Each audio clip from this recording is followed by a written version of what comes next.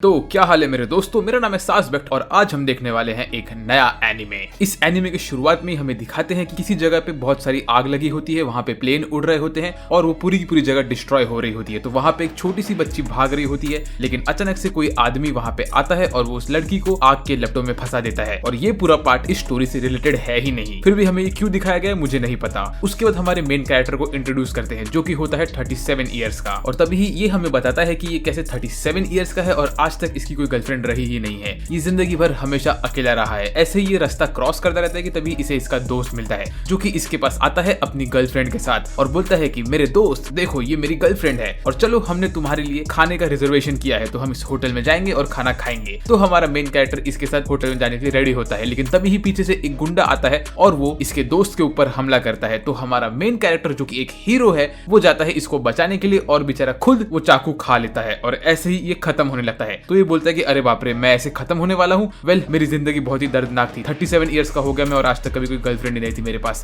Pen. ऐसा बोल के ये खत्म हो रहा होता है कि तभी हमें थोड़ी सी झलक दिखती है एक नई एबिलिटी की। वो बोलता है कि पेन नलिफिकेशन एबिलिटी आपके अंदर आ गई है, आपके अंदर ग्रेट सेज की एबिलिटी भी आ गई है। ये सब ये देख रहा होता है और बोलता है कि लगता है कि मैं खत्म हो रहा हूँ, इसीलिए मेरा दिमाग चकरा रहा है। तभी ये खत्म होने के पहले अपने दोस्त को बोलता है कि मेरे भाई, मेरा एक बहुत ही इंपॉर्टेंट काम है, प्लीज वो तू कर लेना। तो वो बोलता है कि भाई तुम तो खत्म हो रहे हो, तुम्हें जो काम बोलोगे मैं वो करने के लिए रेडी हूँ। तो ये बोलता है कि चाहे कुछ भी हो जाए, चाहे आंधी आए या तूफान आए, तुम्हें मेरे घर जाना है और मेरे हार्ड डिस्क को डिस्ट्रॉय करना है और उसके साथ साथ मेरा गूगल का सर्च हिस्ट्री भी डिस्ट्रॉय करना है, ठीक है। तो उसका दोस्त बोलता है कि ठीक है मैं कर लूंगा। तो अब मैं ये सोच रहा हूँ कि इस बंदे ने क्या सर्च किया था इसके गूगल में जो इसको डिस्ट्रॉय करने की जरूरत पड़ रही है खत्म होने के पहले। और तभी ही ये रीइंकार्नेट होता है एक स्लाइम के बॉडी के अंदर। ये बोलता है कि अरे ये मेरे साथ क्या हो रहा है, मुझे कुछ दिख नहीं रहा है और कुछ फील नहीं हो रहा है, लेकिन मुझे ऐसा लग रहा है कि मेरी बॉडी बहुत छोटी हो गई है और सॉफ्ट हो गई है। ऐसे ही ये बोलता है और घूमता रहता है अपने बॉडी में। और तभी ही ये एक पेड़ के ऊपर गिरता है और ये वो पेड़ खा लेता है। तो बोलता है कि मैंने ये पेड़ को कैसे खा लिया, और जब मैंने इसको खा लिया तो मुझे इसकी कुछ एबिलिटीज महसूस हो रहे हैं। तभी ही इसके अंदर से एक आवाज निकलती है और बोलती है कि ये आपका है प्रेडेटर वाला स्किल, जिसमें आप किसी भी चीज को खा लोगे तो आपको उसके स्किल्स मिल जाएंगे, आप उसको यूज कर पाओगे और उससे अपने बॉडी को स्ट्रेंथन कर पाओगे। तो ये बोलता है कि अरे ये किसका आवाज है, और तभी ये आवाज इसको बोलती है कि मैं हूँ द ग्रेट सेज और मैं तुम्हारे अंदर ही रहता हूँ और मैं तुम्हें हर चीज के बारे में इंफॉर्मेशन दे सकती हूँ और उसके साथ साथ उसको कैसे यूज करना है वो सब तुम्हें बता सकती हूँ। तो ये बोलता है कि चलो ये तो बढ़िया चीज है। उसके बाद ये बोलता है कि मुझे और इन्फॉर्मेशन दो। तभी ही ये ग्रेट सेज इसको इन्फॉर्मेशन देती है कि ये वर्ल्ड जिसमें तुम अभी हो, इसमें हर एक चीज मैजिकल्स के ऊपर चलती है और मैजिकल्स कुछ भी एक्स्ट्रा चीज नहीं है, वो सिर्फ एक मैजिक पावर है। तो हर एक क्रिस्टल हो गया, हर एक चीज हो गई, उसके अंदर मैजिकल्स होते हैं। तो तुम जितना मैजिकल कंज्यूम करोगे और अपना प्रेडेटर स्किल यूज करोगे, उतना ही तुम्हारे बॉडी में मैजिक पावर आएगा और तुम उससे बहुत सारी चीजों को प्रोड्यूस कर पाओगे। तो ये सुनने के बाद हमारा स्लाइम हर जगह कूदता है और वो क्रिस्टल्स को कंज्यूम करना स्टार्ट कर देता है। और ऐसे ही ये बहुत सारे क्रिस्टल्स खाता रहता है और खुशी से भागने लगता है, लेकिन ये ऐसे ही पानी में गिर जाता है। तो ये बोलता है कि अरे मेरे को तैरना भी नहीं आता, तो मैं अब क्या करूं। तभी ये जो पूरा का पूरा पानी पीने लगता है और उसको वाटर को अपने मुंह से शूट करके एक जेट की तरह उड़ के जाता है और जाके एक मैजिकल दीवार से टकरा जाता है। बोलता है अरे ये क्या हो गया, मुझे एक फटका लगा लेकिन मुझे बिल्कुल भी दर्द नहीं हुआ। तभी ग्रेट सेज उससे बोलता है कि तुम्हारे पास है पेन नलिफिकेशन का मैजिक, जिस स्किल की वजह से तुम्हें बिल्कुल भी पेन नहीं महसूस होगा। और ऐसे ही इसको जो फटका लगा होता है वो खुद ही ठीक भी हो जाता है। तो इस स्लाइम के अंदर एक से एक नई नई एबिलिटी आती रहती है। और तभी ही इसको एक और आवाज आती है जो कि इसके सामने एक ब्लैक कलर का कुछ तो फिगर होता है। वो इसको बोलता है कि ओए छोटू, तू क्या कर रहा है, तू मेरे सामने आके मुझे भाव भी नहीं दे रहा है, हाँ तू जानता भी है मैं कौन हूँ। तो फिर ये हमारा छोटू स्लाइम बोलता है कि अरे तुम कौन हो मुझे पता नहीं, लेकिन तुम बहुत शाणे बन रहे हो, मुझे कुछ दिख नहीं रहा है इसीलिए मैं तुम्हें कुछ कर नहीं रहा हूँ। तो फिर ये ब्लैक फिगर उसको बोलता है कि अच्छा तुझे कुछ दिख नहीं रहा है तो तू एक काम कर, तू अपना ध्यान लगा और पूरे के पूरे मैजिक को सेंस करने की कोशिश कर। तो हमारा स्लाइम ऐसे ही उसको सेंस करने की कोशिश करता है और उसको धीरे धीरे दिखना स्टार्ट होता है। तभी ये बंदा उसको बोलता है कि तुमने मुझे डिसरिस्पेक्ट किया है, लेकिन मैं तुझे माफ करने के लिए रेडी हूँ अगर तू मुझसे वादा करे कि तू मुझसे हमेशा मिलने आएगा। तो हमारा स्लाइम उसको बोलता है कि ठीक है मैं तुझसे हमेशा मिलने आऊंगा, इसमें कोई टेंशन की बात है ही नहीं। उसके बाद स्लाइम को धीरे धीरे सब दिखने लगता है और तब वो देखता है कि उसके सामने जो वो ब्लैक फिगर होता है वो कोई ब्लैक फिगर नहीं होता है, वो होता है एक बहुत बड़ा सा ड्रैगन। इसको देख के हमारा स्लाइम थोड़ा डर जाता है और तभी ही ये ड्रैगन हमको बताता है कि इसका नाम है द ग्रेट ड्रैगन वेल्डोरा और उसके साथ ही साथ ये यहाँ पे 300 साल से बंद है, इसीलिए इसने इस स्लाइम को बोला कि तुम मेरे साथ यहाँ पे रहो और मुझसे हमेशा मिल रहे हो क्योंकि मैं बहुत अकेला हो चुका था। उसके बाद ये हमें बताता है कि ये यहाँ पे इसलिए फंसा है क्योंकि इसने एक बार गलती से एक पूरे सिटी को अपने मैजिक से हरा दिया था और उस वजह से वो सिटी जब डिस्ट्रॉय हो रहा था तो वहाँ पे एक हीरो आया था और वो हीरो ने अपना सीलिंग मैजिक इसके ऊपर यूज किया और इसको यहाँ पे सील करके रख दिया है 300 साल के लिए। और तभी से ये ना अपना मैजिक यूज कर पा रहा है ना कोई भी चीज यूज कर पा रहा है और वो ऐसे ही एस्केप के अंदर सील्ड है।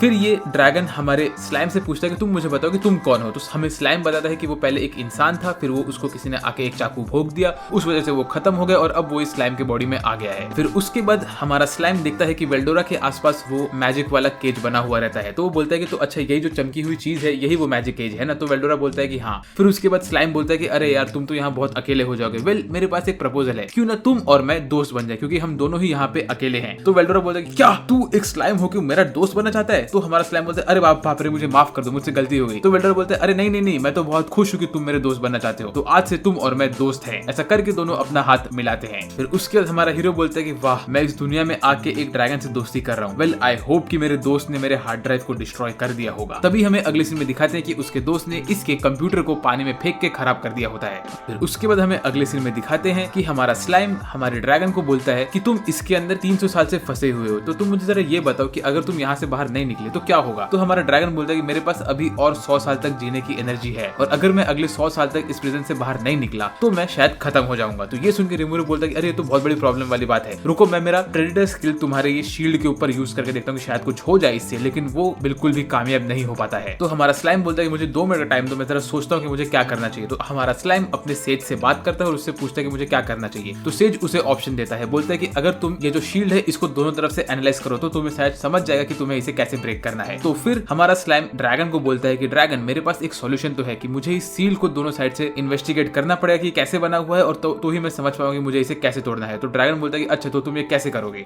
तो फिर हमारा स्लाइम बोलता है कि मेरे पास एक सॉल्यूशन तो है, मैं मेरा प्रेडेटर स्किल तुम्हारे ऊपर यूज करता हूँ और मैं तुम्हें खा लेता हूँ और मेरे पेट में रख लेता हूँ, तो तुम मेरे पेट के अंदर सेफ रहोगे क्योंकि तुम्हारी मैजिक एनर्जी खत्म नहीं होगी, और उसके साथ ही साथ मैं बाहर से तुम्हारे इस शील्ड को इन्वेस्टिगेट करूंगा, मीनवाइल तुम अंदर से शील्ड को तोड़ने की कोशिश कर सकते हो, और ऐसे ही हम लोग मोस्टली इस शील्ड को ब्रेक कर देंगे। तो ये सुनकर ड्रैगन पहले हंसता है और बोलता है कि ये आइडिया तो बहुत ही इंटरेस्टिंग है, मुझे ये आइडिया पसंद आया, लेकिन ये करने के पहले क्यों ना हम लोग एक दूसरे को एक नाम दे दें। तो फिर हमारा स्लाइम बहुत सोचता है कि उसे ड्रैगन को क्या नाम देना चाहिए। वो बोलता है कि तुम हो स्टॉर्म ड्रैगन वेडुला, तो मैं तुम्हें नाम देता हूँ टेम्पेस्ट का। तो ये सुन के ड्रैगन बहुत खुश होता है। फिर ड्रैगन बोलता है कि मैं तुम्हें नाम देता हूँ स्लाइम, तुम्हारा नाम होगा आज से रिमुरू। तो ऐसे ही इस ड्रैगन का नाम बन गया है वेल्डोरा टेम्पेस्ट और स्लाइम का नाम हो गया है रिमुरू टेम्पेस्ट। फिर इसके बाद रिमुरू अपना बड़ा सा रूप लेता है और वो इस ड्रैगन को खा लेता है और अपने पेट में रख लेता है।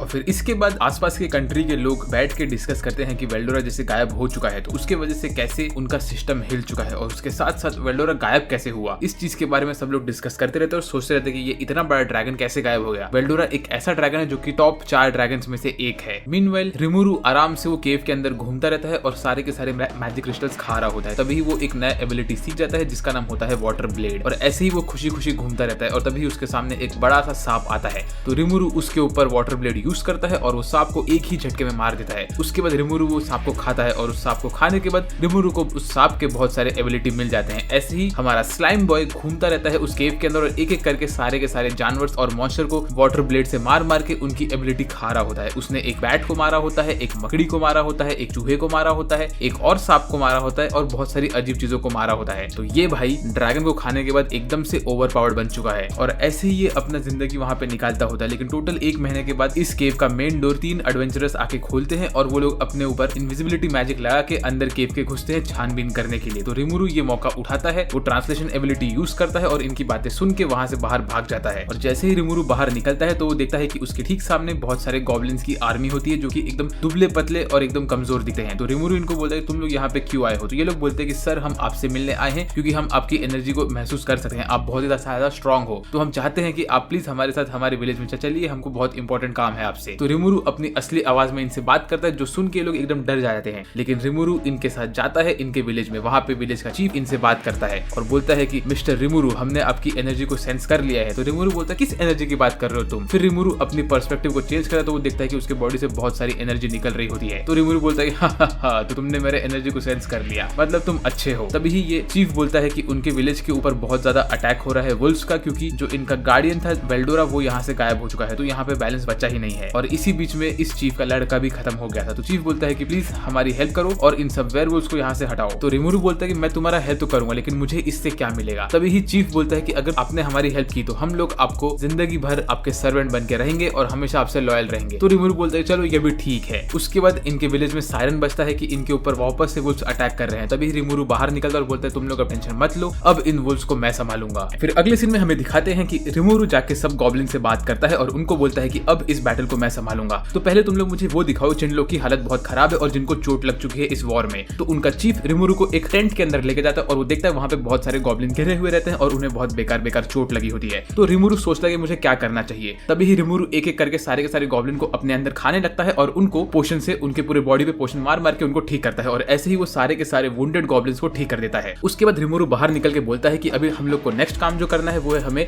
रीइंफोर्समेंट लगाना है हमारे विलेज के आसपास, तो तुम लोग फेंस लगाओ और रेडी हो जाओ अटैक के लिए। तभी हमें अगले सीन में दिखाते हैं कि सारे के सारे डायर वुल्फ्स रेडी होते हैं अटैक करने के लिए। वो लोग एक दूसरे को एनकरेजमेंट वाला स्पीच देते हैं और जो उनका लीडर होता है वो बोलता है कि अभी अगले ही सेकंड हम भाग के जाएंगे और इन लोग के ऊपर अटैक करेंगे। तो जैसे ही डायर वुल्फ्स पहुंच जाते हैं गॉब्लिन विलेज के पास, तो वो लोग देखते हैं कि ये पूरे जुरा विलेज में गॉब्लिन लोग का जो विलेज होता है उसमें एक स्लाइम बैठा रहता है। तो वो लोग बोलते हैं स्लाइम यहाँ पे क्या कर रहा है? वेल कुछ भी हो, हम तो स्लाइम को ऐसे ही खत्म कर देंगे। लेकिन तभी ही रिमुरु ये लोग को एक एडवाइस देता है, बोलता है कि अगर तुम लोग जीना चाहते हो तुम लोग यहाँ से चुपचाप निकल जाओ। तो तभी ही जो ये डायर वुल्फ्स का जो लीडर होता है वो बोलता है कि अरे तेरी हिम्मत कैसे मुझसे ऐसे बात करने की, ऐसा बोल के वो भाग भाग के जाता है रिमुरु पे अटैक करने के लिए। लेकिन तभी ही गॉब्लिन लोग पीछे से उनके एरोज मारते हैं और उसके साथ साथ रिमुरु ने यहाँ पे बहुत सारे वायर लगा के रखे होते हैं जिस वायर में बहुत सारे वुल्फ्स फंस जाते हैं और इसी वजह से कुछ वुल्फ्स यहाँ पे अटक जाते हैं। फिर उसके बाद इनका लीडर भाग भाग के जाता है रिमुरु के ऊपर अटैक करने के लिए, लेकिन रिमुरु ने उसके आसपास लगाए होते हैं स्टिकी वाले वायर, तो वो स्टिकी वायर में फंस जाता है। उसके बाद रिमुरु उसके ऊपर वाटर ब्लेड यूज करता है और वो इनके लीडर को मार देता है। फिर इनके लीडर को मारने के बाद रिमुरु इनके लीडर को खा भी लेता है और बोलता है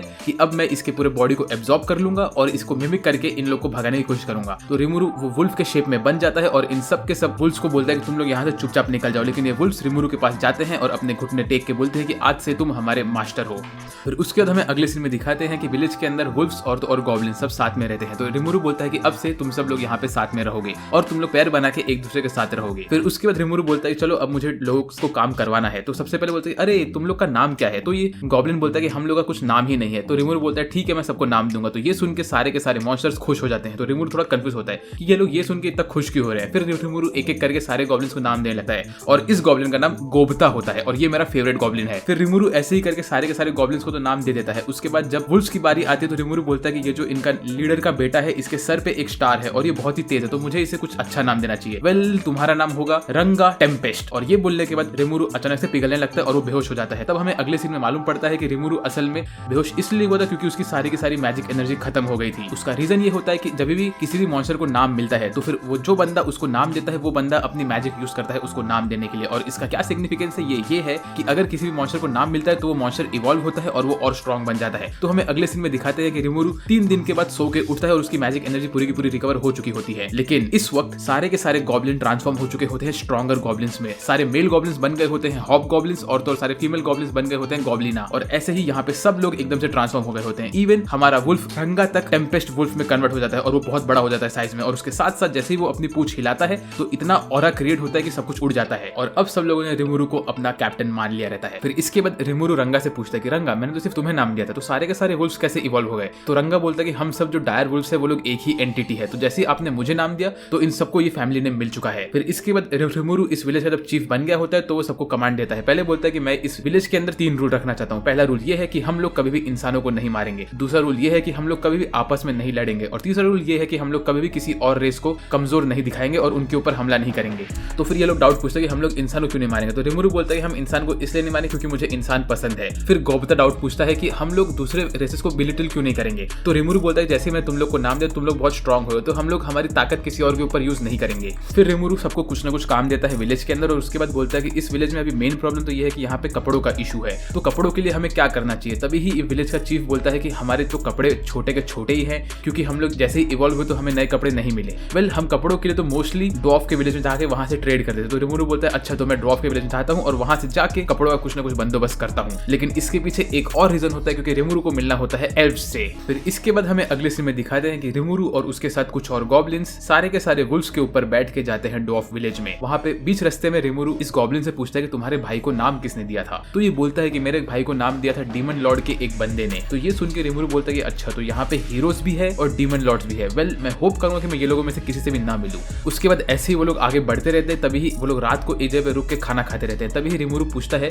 कि ये ड्वार्फ किंगडम में और क्या क्या चीजें हैं? तो तभी गोबता बोलता है कि वहां पे बहुत सारी एल्फ्स है। तो उनको देख के रिमुरु का दिल पिघल जाता है। वो बोलता है कि मुझे तो एल्फ से मिलना ही है। और उसे मालूम पड़ता है कि ड्वार्फ किंगडम में बोला गया है कि वहां पे कभी भी लड़ाई करना अलाउड नहीं है किसी भी रेस के बीच में। तो रिमुरु बोलता है कि चलो ये बात तो अच्छी है। ऐसे ये लोग फिर अगले दिन निकलते हैं और ऐसे ही 3 दिन के बाद ये लोग ड्वार्फ किंगडम में पहुंच जाते हैं। तो ड्वार्फ किंगडम में घुसने के लिए बाहर बहुत लंबी लाइन लगी होती है। तो इस लाइन में रिमुरु और गोबता खड़े हो जाते हैं। बाकी सब बाहर ही वेट करते हैं इनका। लेकिन जब रिमुरु और गोबता वहां पे खड़े रहते हैं तभी उनके ऊपर 2 इंसान आके हमला कर करते हैं और बोलते हैं कि ओए तुम दोनों तो बहुत कमजोर हो, हम तुम्हें मार के तुम्हारा लूट ले लेंगे। तभी रिमुरु बोलता है कि अरे यार मैं तुम्हें एक वार्निंग देता हूँ, अगर तुम मुझ पे हमला नहीं करो तो मैं तुम्हें छोड़ दूंगा। तो ये लोग बोलते हैं कि अबे तू छोटे से स्लाइम, तू हमको ये सब बोल रहा है। ऐसा बोल के ये लोग रिमुरु के ऊपर हमला करने के लिए रेडी होते हैं। तभी रिमुरु रंगाग में ट्रांसफॉर्म होता है और वो यूज करता है उसका मेनेंस वाला अटैक, और ऐसे ये सारे के सारे इंसान यहाँ से डर के भाग जाते हैं। उसके साथ ही साथ आसपास के बहुत सारे लोगों को भी रिमुरु के मेनेंस वाले अटैक से डैमेज होने लगता है। तो फिर इस किंगडम के लोग बाहर आते हैं और वो सोल्जर्स रिमुरु को पकड़ते हैं और बोलते तुमने बहुत गलत काम किया है। ऐसा बोल के रिमुरु को वो लोग जेल में बंद कर देते हैं। फिर वो लोग रिमुरु से थोड़ा पूछताछ करे तो उनको मालूम पड़ता है कि असल में रिमुरु ने ये सब अपने सेल्फ डिफेंस में किया था। तो वो लोग बोलते हैं कि ठीक है हम तुम्हें छोड़ सकते हैं। लेकिन तभी ही जो ये बॉर्डर पेट्रोल के लोग होते हैं उनको एक इन्फॉर्मेशन मिलता है कि जो यहाँ पे एक केव में इनके दोस्त लोग माइनिंग कर रहे थे वहां पे कुछ तो हादसा हो गया, उसी वजह से बहुत सारे लोग घायल हो गए हैं। तो ये बोलता है कि अरे यार अब मैं क्या करूं, मुझे मेरे भाइयों को बचाना है। तो रिमुरु बोलता है कि आप एक सेकंड रुको, मेरे पास एक सॉल्यूशन है। तो रिमुरु अपना पोशन बनाता है और इन लोग को दे देता है, बोलता है कि तुम ये पोशन लेके जाओ और अपने दोस्तों पे यूज करो, वो लोग ठीक हो जाएंगे। तो ये बॉर्डर पेट्रोल का बंदा रिमुरु का पोशन लेता है और वो निकल लेता है वहां पे। उसके बाद रिमुरु रात भर बैठ के अकेले में टाइम पास करता रहता है अपने स्ट्रिंग के साथ और गौबता को पनिश करता है। फिर अगले दिन ये बंदे वहां पे वापस आते हैं और रिमुरु को छोड़ देते हैं और बोलते हैं कि आपने जो पोशन दिया था उसके वजह से मेरे दोस्तों की हालत एकदम से ठीक हो चुकी है, इसके लिए थैंक यू सो मच। और जो 3 लोग जो ठीक हुए होते हैं पोशन से वो लोग होते हैं ब्लैक स्मिथ्स। फिर ये बंदा रिमुरु को खाना देता है और बोलता है कि सर आपको जो भी हेल्प चाहिए आप मुझे बोलिए। तो रिमुरु बोलता है कि मुझे मेरे किंगडम के लिए कुछ ब्लैक स्मिथ्स चाहिए जो कि मेरे किंगडम में वेपन्स बना सकते हैं और तो और कपड़े बना सकते हैं। तो ये बंदा बोलता है कि अच्छा इतना सा काम, चलो मैं आपका काम कर दूंगा। फिर इसके बाद अगले दिन ये बंदा रिमुरु को लेके जाता है एक ब्लैक स्मिथ के शॉप पे, जहाँ पे रिमुरु देखता है कि बहुत सारे एन्चेंटेड आर्मर होते हैं और तो और अमेजिंग स्वॉर्ड्स होते हैं। ये सब देख के रिमुरु बोलता है कि वाओ वो स्वॉर्ड तो शाइन हो रहा है, वो स्वॉर्ड किस चीज से बना है? तो ये बंदा बोलता है कि वो एक मैजिक ओर से बना है और इसको मेरे दोस्त ब्लैक स्मिथ ने ही बनाया है। फिर उसके बाद ये बंदा रिमुरु को लेके जाता है काइजी के पास, जो होता है इस पूरे कंट्री का सबसे बेस्ट ब्लैक स्मिथ। और काइजी से बात करके रिमुरु को मालूम पड़ता है कि असल में काइजी इस वक्त बहुत बड़े टास्क में फंसा हुआ है, क्योंकि उसको एक हफ्ते के अंदर 20 लॉन्ग स्वॉर्ड बना के देने हैं जो कि मैजिकल लॉन्ग स्वॉर्ड है। लेकिन इसके पास इतना टाइम है ही नहीं, क्योंकि इनका किंगडम वॉर पे जाने वाला है, उसीलिए ये स्वॉर्ड की बहुत जरूरत है। ये बोलता है कि इसके पास ना टाइम है ना तो इसके पास मैजिकल और है, तो ये कैसे बनाएगा? तभी रिमुरु बोलता है कि एक सेकंड रुको। ऐसा बोल के रिमुरु अपने पेट में से एक मैजिकल और निकालता है और वो इसको दे देता है। ये बंदा ये और देख के एकदम कंफ्यूज होता है, बोलता है कि आपके पास ये और कहां से आया? तो रिमुरु बोलता है कि मेरे पास तो ये सब और रहते ही है, तुम इसे यूज करो और तुम्हारा मैजिकल स्वॉर्ड बनाओ। तो फिर ये बंदा इस और को यूज करता है और एक मैजिकल स्वॉर्ड बनाता है। ये स्वॉर्ड बनने के बाद रिमुरु इस स्वॉर्ड को चेक करता है और बोलता है क्या तुम मुझे 2 मिनट के लिए स्वॉर्ड दे सकते हो? फिर वो स्वॉर्ड को लेने के बाद रिमुरु वो स्वॉर्ड को खा लेता है और उसको एनालाइज करता है और वैसा same to same 20 sword produce करता है और वैसे स्वॉर्ड प्रोड्यूस करके इस ब्लैक स्मिथ को दे देता है। ये देख के ब्लैक स्मिथ बहुत खुश हो जाता है और बोलता है कि इसमें मैं आपको एक पार्टी दूंगा। यहाँ पे सामने ही एक बार है जहाँ पे एल्फ्स रहती है। तो ये सुन के रिमुरु का दिल वापस पिघल जाता है और वो जाता है इन लोग के साथ इस बार में पार्टी करने के लिए। जैसे ये बार में घुसता है तो देखता है यहाँ पे बहुत सारी एल्फ्स होती है और उनको देख के तो भाई तो जन्नत पहुंच जाता है और वो इन एल्फ्स के साथ बहुत मस्ती मजाक करता है। और इन सब सीन में रिमुरु तो इतना खुश रहता है क्योंकि यहाँ पे एक से एक ब्यूटीफुल एल्फ्स रहती है। यहाँ पे सब लोग पार्टी करते ही रहते हैं कि तभी हमें दिखाते हैं कि बाहर एक अजीब सा आदमी आया होता है इनके बार के। फिर हमें अगले सीन में दिखाते हैं कि काइजी रिमुरु को बोलता है कि मैं थोड़ा सा दुखी तो हो गया कि तुमने 1 सेकंड के अंदर 20 स्वॉर्ड बना दिए और मुझे एक स्वॉर्ड बनाने के लिए मेरा पूरे दिनों की मेहनत लग गई। तो रिमुरु बोलता है सॉरी यार मुझे माफ कर दो। लेकिन तभी काइजी बोलता है कोई बात नहीं, अब मैं इसको चैलेंज की तरह लूंगा और एक ऐसा वेपन बनाऊंगा जिसे तुम कॉपी नहीं कर पाओगे। उसके बाद रिमुरु के सामने ये एक एल्फ आती है और रिमुरु को बोलती है कि रिमुरु मैं तुम्हें एक स्पेशल सर्विस दूंगी। ये सर्विस सुन के रिमुरु थोड़ा एक्साइटेड हो जाता है, लेकिन असल में ये सर्विस ये होता है कि वो अपने मैजिक बॉल से रिमुरु का फ्यूचर देखने वाली होती है। तो वो बोलती है कि इस मैजिक बॉल के थ्रू मैं ये फ्यूचर में देखूंगी तुम्हारा पार्टनर कौन है। तो फिर वो जब फ्यूचर देखती है रिमुरु का तो वहां पे एक लड़की दिखाते हैं हमें जो 4-5 बच्चों के साथ होती है। तो रिमुरु इसको देख के बोलते हैं कि ओए ये तो सुंदर है लेकिन ये जापानीज भी दिख रही है। तो फिर रिमुरु को सब लोग छेड़ने लगते हैं, बोलते हैं कि अच्छा इसको देख कर तुम्हारा मुंह एकदम लाल हो रहा है, क्या तुम्हें इससे प्यार हो गया है? तो रिमुरु बोलता है ऐसा कुछ नहीं है, चलो चलो। और फिर तभी ही यहाँ पे ये वेस्टो नाम का बंदा आता है जो कि होता है एक मिनिस्टर किंग का। ये यहाँ पे आके काइजी को बोलता है ओए काइजी तू यहाँ पे इतने मजे क्यों कर रहा है? तुझे मैंने काम दिया था, तूने अब तक 20 स्वॉर्ड बनाए नहीं है ना? तो काइजी बोलता है मैंने वो स्वॉर्ड बना के पहले ही सबमिट कर दिए हैं, तो तू लेट हो गया है। तो ये सुन के वेस्टो थोड़ा भड़क जाता है, बोलता है कि हैं तुमने इतना जल्दी कैसे कर दिया ये सब? चलो ठीक है, लगता है तुम थोड़े लकी बन गए थे। उसके बाद वेस्टो देखता है कि यहाँ पे रिमुरु रहता है तो बोलता है कि ओए एल्फ तुम्हारे ये बार में स्लाइम मॉन्स्टर क्या कर रहा है? तुम लोग गधे हो क्या? ऐसा बोल के वेस्टो एक जूस का ग्लास पकड़ता है और वो रिमुरु के ऊपर गिरा देता है। तो एक जूस गिरने के बाद रिमुरु थोड़ा गुस्से में आता है, लेकिन बोलता है कि नहीं मैं कुछ सीन यहाँ पे क्रिएट नहीं करना चाहता हूँ क्योंकि मैं नहीं चाहता कि मेरे वजह से काइजी फंस जाए। लेकिन तभी काइजी गुस्से में आता है और वो वेस्टो को मुक्का मार के गिरा देता है और बोलता है कि तू बहुत शाना बन रहा है। ऐसा बोल के वेस्टो को 2-3 मुक्के और मारता है और फिर काइजो बोलता है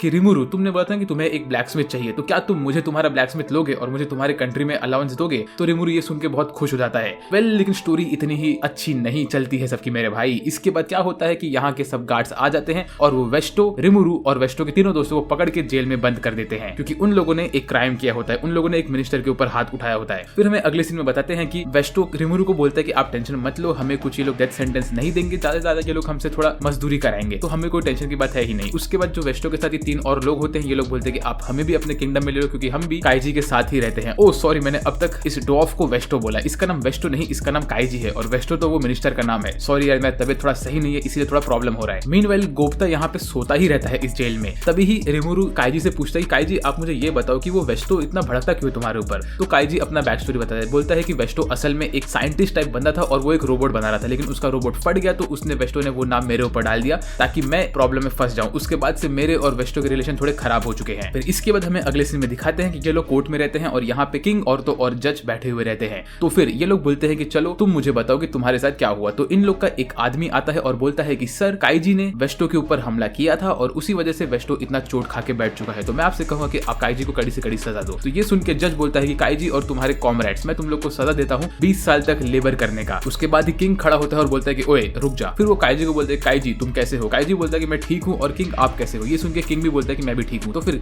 किंग काइजी को बोलता है काइजी मैं तुम्हें ये कहना चाहता हूँ कि क्या तुम वापस से मेरे किंगडम में रहोगे और मेरे काम करोगे। तो काइजी बोलता है कि नहीं सर, मैंने मेरी लॉयल्टी पहले ही किसी और मास्टर को सर्व कर दी है, इसीलिए मैं आपके इस ऑफर को डिक्लाइन करता हूँ। तभी रिमुरु बोलता है कि बाप रे, ये किंग का ऑरा बहुत ही खतरनाक है, मुझे इससे नहीं भिड़ना है। तो फिर ये सुन के किंग बोलता है कि ओके काइजी, मैं तुम्हें किंगडम से निकाल रहा हूँ और तुम्हारी पनिशमेंट यही है कि तुम और तुम्हारे साथी आज के बाद मेरे किंगडम में कभी नहीं आओगे, तो यहाँ से निकल जाओ। इसी के बाद काइजी और उसके सारे के सारे साथी रिमुरु के साथ किंगडम के बाहर निकलते हैं और वो लोग गोप्ता को पीछे ही भूल जाते हैं। लेकिन हमें तभी दिखाते हैं कि सबके निकलने के बाद किंग वेस्टो को बोलता है कि वेस्टो मैंने तुमसे बहुत उम्मीद की थी, लेकिन मैं अब तुम्हारी सारी उम्मीद हार चुका हूँ क्योंकि तुमने एक ऐसे स्लाइम से हमारी दुश्मनी करा दी है जिसने ये पोशन बनाया था। ये पोशन 100% रिकवरी देता है और हम लोग हमारे सारे के सारे साइंटिस्ट डॉफ सबके मदद से अब तक सिर्फ 98% वाला रिकवरी वाला पोशन बना पाए हैं। तो अब तुम्हारे वजह से हमारे रिलेशन खराब हो चुके हैं इस स्लाइम के साथ, तो मैं तुम्हें भी पनिशमेंट देता हूँ कि तुम भी मेरे किंगडम से बाहर निकल जाओ और मेरे सामने कभी आना मत। मीनवाइल हमें दिखाते हैं कि किंग बाद में अपने एक सिपाही को बोलता है कि तुम जाओ और वो स्लाइम का पीछा करो क्योंकि मुझे वो स्लाइम बहुत खतरनाक लग रहा है और मुझे उसमें से ड्रैगन वेल्डोरा की एसेंस महसूस हुई थी, तो तुम्हें उसका पीछा करना है और मुझे उसके रिपोर्ट देने हैं। फिर इसके बाद हमें अगले सीन में दिखाते हैं कि हमारे ये तीनों हीरोज अपने गिल्ड में गए होते हैं और ये लोग वही हीरो होते हैं जो लोग स्टार्टिंग में हमें दिखाए गए थे रिमुरु से मिलते हुए और जिन्होंने वो रिमुरु के केव का दरवाजा खोला होता है। वेल ये लोग इनका रिपोर्ट देते हैं और बोलते हैं कि ड्रैगन वेल्डोरा वहां पे था ही नहीं और उस केव में बहुत सारे मॉन्स्टर्स पहले से ही खत्म हुए थे, तो हम लोग उस केव में सारा का सारा रिपोर्ट आपको दे रहे हैं। तो इनका जो गिल्ड का मास्टर होता है बोलता है तुमने अच्छा काम किया है, इसीलिए मैं तुम्हें 3 दिन की छुट्टी दे रहा हूँ, उसके बाद मैं तुम्हें वापस से उस केव में भेजने वाला हूँ और तुम्हें वहां पे छानबीन करते रहना जब तक तुम्हें वेल्डोरा कुछ सुराग वहां से नहीं मिले। वेल इसके बाद ये तीनों बाहर निकलते और बहुत गाली देते हैं उस गिल्ड मास्टर को, बोलते हैं कि यार ये हमें वापस से उस खतरनाक केव में भेज रहा है, मुझे वहां पे नहीं जाना। ऐसे ही लोग रोते रहते हैं। तभी इनके पीछे एक मास्क वाली लड़की आती है और वो बोलती है कि अगर तुम लोग वो केव में जा रहे हो तो मुझे भी तुम्हारे साथ लेके चलो, मुझे भी वहां पे काम है। तो ये लोग बोलते हैं अच्छा ठीक है। फिर ये लोग अपने आप को इंट्रोड्यूस कराते हैं और तब हमें मालूम पड़ता है कि जो मास्क वाली लड़की है इसका नाम है शिजू। फिर हमें अगले सीन में दिखाते हैं कि रिमुरु रंगा के साथ बैठा रहता है पानी के पास और वहां पे बैठ के रिमुरु उसको एक नया ट्रिक दिखाता है। रिमुरु खुद को रंगा में कन्वर्ट करता है और उसके बाद वो ब्लैक लाइटनिंग यूज करता है और सामने वाला पत्थर पूरा तोड़ देता है। फिर रिमुरु बोलता है कि ये मैजिक तो बहुत ज्यादा पावरफुल है, मुझे ध्यान देना पड़ेगा इस मैजिक को यूज करते हुए। फिर हमें बताते हैं कि जो इनके किंगडम में सारे के सारे नए डॉप्स आ गए होते हैं वो लोग अपना अपने काम पे लग जाते हैं। काइजिन काम करता है सब लोग का वेपन बनाने में, उसके बाद गाम काम करता है सब लोग के आर्मर और कपड़ों का, और डोड काम करता है इक्विपमेंट बनाने में और उसकी डिटेलिंग करने में। फिर उसके बाद मियड जो कि एकदम शांत बंदा होता है और जिसके बाल सर के जगह मुंह पे होते हैं वो काम करता है आर्किटेक्ट वाला। फिर इसके बाद हमें अगले सीन में दिखाते हैं कि रिमुरु जब अपने गांव पहुंचता है तो वो देखता है कि वहां पे और 500 नए गॉब्लिन्स आ गए होते हैं। तो रिमुरु पूछता है कि ये लोग यहाँ पे क्यों आए। फिर इनका चीफ बोलता है कि ये लोग यहाँ पे इसलिए आए हैं क्योंकि इनके पास कहीं रहने की जगह नहीं है। तो फिर रिमुरु बोलता है कि अगर मैंने इन्हें छोड़ दिया तो क्या होगा। तो फिर ग्रेट सेज रिमुरु से बोलती है कि अगर तुमने इन्हें छोड़ दिया तो फिर ओक्स, पिग्स और बड़े बड़े मॉन्स्टर्स आके इनको खत्म कर देंगे, तो इनको हमें बचा के रखना पड़ेगा। तो रिमुरु बोलता है ठीक है, मैं इन 500 को अपने किंगडम में ले लेता हूँ और इन सबको नया नया नाम दूंगा। और इनको नाम देने के बाद रिमुरु वापस 3 दिन तक सोया रहता है। फिर हमें अगले सीन में दिखाते हैं कि गोप्ता वापस से अपने किंगडम में आ गया होता है, इवन दो रिमुरु उसके बारे में भूल चुका होता है। तो इसका रीजन ये होता है कि गोप्ता जब वहां पे अटका हुआ रहता है तो वो अपनी जान लगा के एक वुल्फ को समन करता है और वो वुल्फ समन होने के बाद गोप्ता को वहां से बचा के लेके आता है और यही चीज गोप्ता अभी इन नए बंदों को सिखा रहा होता है। तो रिमुरु बोलता है कि गोप्ता थोड़ा बहुत तो रिलायबल है आखिर। और फिर जो हमारा मेन चीफ होता है वो असल में गॉब्लिन लॉर्ड से गॉब्लिन किंग बन चुका होता है और वो बनने के बाद उसकी अभी एबिलिटी ये होती है कि उसको सारे के सारे एल्डर चीफ्स को मैनेज करना होता है जो कि छोटे छोटे गॉब्लिन्स को मैनेज कर रहे होते हैं। तो वो सबसे बड़ा बन चुका होता है। फिर हमें अगले सीन में दिखाते हैं कि ये जो हमारे हीरोज होते हैं उनके साथ शिजू भी रहती है और ये लोग भाग रहे होते हैं बहुत बड़े बड़े चींटियों से बच के। तभी शिजू पीछे घूमती है, अपना स्वॉर्ड बाहर निकालती है और उसके साथ फ्लेम मैजिक यूज करके इन सारी चींटियों को मारने लगती है। लेकिन तभी इनमें से एक चींटी बच जाती है और वो शिजू के ऊपर हमला करती है। लेकिन तभी अचानक से शिजू को कुछ तो होता है कि वो वहां पे पैरालाइज होकर गिर जाती है। तो उसी वक्त वहां पे रिमुरु आता है और वो अपना ब्लैक लाइटनिंग यूज करता है और उससे इस चींटी को मार देता है। उसके बाद शिजू का मास्क उड़ के रिमुरु के पास जाता है। तो रिमुरु जब उसको उसका मास्क देता है तो वो देख लेता है कि ये शिजू वही लड़की है जिसके बारे में हमें क्रिस्टल बॉल में दिखाया गया था। तो रिमुरु बोलता है अच्छा तो यही मेरी पार्टनर है। ये बोल के रिमुरु थोड़ा ब्लश करने लगा है। फिर हमें अगले सीन में दिखाते हैं कि रिमुरु ने इन सबको अपने विलेज में ले लिया होता है और इनका ट्रीटमेंट कर रहा होता है। ये लोग मजे से खाना खा रहे होते हैं। तभी ही रिमुरु वहाँ पे आता है और बताता है कि मैं इस विलेज का लीडर हूँ और मेरा नाम है रिमुरु टेम्पेस्ट। तो ये सुन के सारे हीरोज थोड़े से शॉक हो जाते हैं। तो रिमुरु बोलता है कि अच्छा ये जो हीरोज है ये तो इसी वर्ल्ड के हैं, लेकिन ये शिजू नाम की जो बंदी है ये शायद से जापान से है, क्योंकि इसके बैठने का स्टाइल और खाने का स्टाइल एकदम जापानीज तरीके का है। और उसके साथ साथ वो बोलता है कि जब उसने एक स्लाइम का रेफरेंस दिया होता है जो कि सिर्फ जापानीज लोग को पता होता है, तो उस पे शिजू हंसती है। तो वो समझ जाता है कि शिजू असल में जापान से है। तभी वो पूछता है कि आप लोग यहाँ पे क्या कर रहे हैं। तो ये लोग बताते हैं कि हमें हमारे गिल्ड लीडर ने यहाँ भेजा है और उसने बोला कि ड्रैगन लॉर्ड वेल्डोरा के गायब होने के बाद हमें इन्वेस्टिगेशन करना है कि कहाँ पे क्या हो रहा है। तो बोलता है कि अच्छा तो वेल्डोरा के गायब होने से बहुत सारे कॉन्सिक्वेंसेस हो रहे हैं। फिर उसके बाद शिजू ऐसे ही अकेले खड़ी होती है एक पहाड़ के पास। तो रिमुरु उसके पास जाता है और वहां जाके रिमुरु उससे बातें करता है। रिमुरु उससे बोलता है कि तो तुम असल में जापान से हो। तो वो भी बोलती है कि हाँ मैं जापान से हूँ और तुम भी जापान से हो, तो मेरे तरह शायद तुम भी यहाँ पे समन हुए थे। तो रिमुरु बोलता है कि नहीं मैं समन नहीं हुआ था, मैं यहाँ पे रीइंकार्नेट हुआ था। तो तभी रिमुरु को याद आता है कि वेल्डोरा ने उसको बताया होता है कि जब 30 मेज मिलकर समनिंग करते हैं तो एक हीरो समन होता है यहाँ पे और उसके पास बहुत पावर होती है। तो रिमुरु बोलता है कि अच्छा तो तुम यहाँ पे समन हुई थी। तभी वो बताती है कि असल में मैं जापान में थी और मेरे घर के आसपास आग लग गई थी, तो मैं उस वक्त भाग रही थी और तभी मैं यहाँ पे समन हो गई थी। वेल उसके बाद रिमुरु शिजू को जापान के सारे फ्यूचर की चीजें दिखाता है अपने मेमोरी से, और ये सब देख के शिजू बहुत खुश हो जाती है। बोलती है कि जापान बहुत डेवलप हो चुका है इतने टाइम में। वेल काश मैं भी जापान में इस वक्त होती और मेरी मॉम को ये सब चीजें दिखा पाती। तभी वहाँ पे एक ड्वार्फ आता है और वो रिमुरु को लेके वहाँ से निकल लेता है। तो शिजू वहाँ पे अकेली खड़ी होती है और तब हमें दिखाते हैं कि जब शिजू यहाँ पे बच के भाग रही होती है वॉर के टाइम पे, तभी उसको एक फ्लेम मैजिक से एक बंदा समन कर लेता है इस वर्ल्ड में। और इस वर्ल्ड में आने के बाद वो बंदा इसके ऊपर छोड़ देता है इफ्रिट को, जो कि होता है एक फायर स्पिरिट, और ये बंदा शिजू की बॉडी को अपने कंट्रोल में ले लेता है। फिर हमें अगले सीन में दिखाते हैं कि यहाँ पे ये छोटी बच्ची जो कि शिजू होती है उसके अंदर इफ्रिट की आत्मा घुस गई होती है। तो इसके बाद येलो बाल वाला बंदा हमें मालूम पड़ता है कि एक डीमन लॉर्ड होता है। वो ऐसे ही शिजू से बात करता रहता है। तभी यहाँ पे एक पत्ते में से निकलता है एक पैरेट, जो कि यहाँ पे आने के बाद ये डीमन लॉर्ड को बोलता है कि ओए मैं तुझे चैलेंज करने वाला हूँ तेरे डीमन लॉर्ड वाले सीट के लिए। तभी येलो बाल वाला बंदा इसको बोलता है कि ओए इफ्रिट चल इसे खत्म कर दे। तो फिर ये पैरेट इफ्रिट के ऊपर हमला करता है, लेकिन तभी शिजू के अंदर इफ्रिट की आत्मा एक्टिवेट होती है और उसके पीछे से फ्लेम निकलता है और वो नेक्स्ट अटैक में इस तोते को जला देती है और ऐसे ही इसका पैरेट बिरयानी बन जाता है। फिर हमें अगले सीन में दिखाते हैं कि शिजू ऐसे ही जंगल में घूम रही होती तो वहाँ उसको एक लड़की दिखती है जिसके पास एक अजीब सा एनिमल होता है। तो वो लड़की इस एनिमल को थोड़ा खाना खिला रही होती है। तो शिजू यहाँ पे जाती है, वो भी इस एनिमल को खाना खिलाती है और इनसे दोस्ती कर लेती है। दोस्ती करने के बाद वो इसको बोलती है कि ये एनिमल का नाम क्या है। तो वो बोलती है कि मैंने इसका कुछ नाम रखा ही नहीं है। तो शिजू बोलती है कि मैं इसका नाम फिजू रख देती हूँ और ऐसे ही ये एनिमल को एक नया नाम मिल जाता है। फिर उसके बाद इन तीनों में दोस्ती बहुत गहरी हो जाती है। फिर अगले दिन हमें दिखाते हैं कि ये लड़की ये एनिमल को लेकर कैसल में घुसती है। तो वहाँ पे डीमन लॉर्ड को देख के ये एनिमल बहुत भौंकरा रहता है। तो ये सुन के शिजू के अंदर इफ्रिट की आत्मा एक्टिवेट होती है और वो आत्मा यहाँ पे आके ये लड़की और ये एनिमल को एक ही अटैक में चला के खत्म कर देते हैं। तो इससे मुझे ये मालूम पड़ रहा है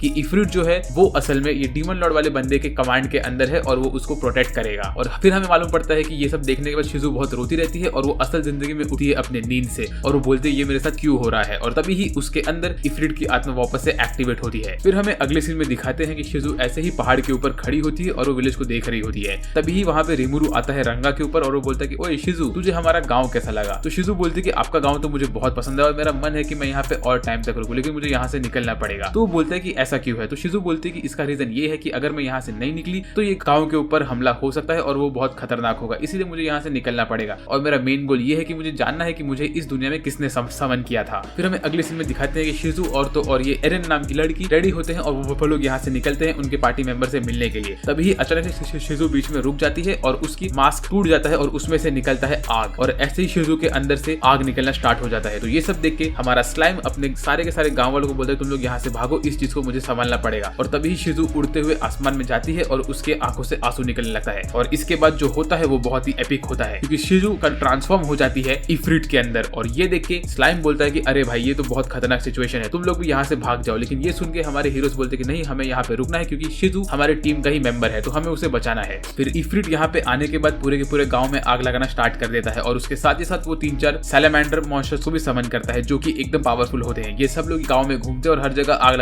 लगाना स्टार्ट करते हैं। तो फिर रिमुरु बोलता है कि अब मुझे इनके ऊपर हमला करना पड़ेगा। तो रिमुरु अपना वाटर वाला हमला करता है सैलामेंडर के ऊपर, लेकिन उनके ऊपर कोई असर ही नहीं होता है। तो उसके बाद रिमुरु देखता है कि ये लड़की एरन जब अपना आइस मैजिक यूज करती है तो उसके अटैक्स का बहुत इफेक्ट पड़ता है इन सब के ऊपर। तो रिमुरु अपने सेज से पूछता है कि ऐसा क्यों है। तो सेज उसको बोलती है कि इसका रीजन ये है कि सैलामेंडर जो होते हैं वो लोग आइस मैजिक पे बहुत वीक होते हैं। तो रिमुरु क्या बोलता है कि ओए लड़की तू तेरा आइस मैजिक मेरे ऊपर यूज कर। फिर जैसे ही रिमुरु के ऊपर वो लड़की उसका आइस मैजिक यूज करती है तो रिमुरु उसको खा लेता है और उसको एनालाइज करता है और उसको एनालाइज करने के बाद रिमुरु रंगा के ऊपर बैठ के हर जगह कूद कूद के पूरा हवा में आइस के पार्टिकल्स बना देता है और उसी की हेल्प से वो एक साथ बहुत सारे आइसिकल मारता है सारे के सारे सैलामेंडर को और उनको खत्म कर देता है। फिर ये देख के इफ्रिट बहुत गुस्सा होता है और वो अपना फ्लेम मैजिक यूज करके हीरो क्लैन के सारे बंदों को घायल कर देता है। तो रंगा उनको अपने पीठ पे बैठा के वहां से भाग जाता है। फिर उसके बाद यहाँ पे बचते हैं सिर्फ रिमुरु और तो और इफ्रिट। लेकिन इफ्रिट क्या करता है, वो अपने बहुत सारे क्लोन्स को खड़ा करता है रिमुरु के आसपास। तो रिमुरु वापस से आइस मैजिक यूज करता है और सारे के सारे क्लोन्स को तोड़ देता है। तो इसके बाद इफ्रिट गुस्से में अपना फ्लेम मैजिक यूज करता है रिमुरु के ऊपर। तो रिमुरु को लगता है कि वो खत्म हो गया,